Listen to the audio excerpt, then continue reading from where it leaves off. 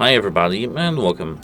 In this video I'm going to show you all charging methods for your Teufel Real headphones. So, the first and for me the easiest way is to charge our headphones using a power brick. You just have to have a power brick, power adapter or charger as someone calls it, with a cable plugged in that fits your charger and your headphones. So it just has to be a USB Type-C finishment. Then plug your cable into the headphones and all done. And that was the first way. The second way is to charge our headphones using our phone.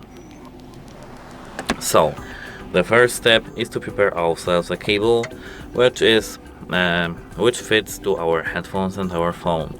For me, it's USB Type-C to C. At first we have to plug the cable into our phone here, and then we have to plug our cable into our headphones. But we have to remember that our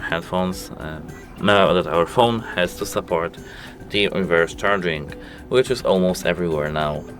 iPhone supports it, Android phone supports it, almost everywhere. That's it, hope it helps you and have a nice day.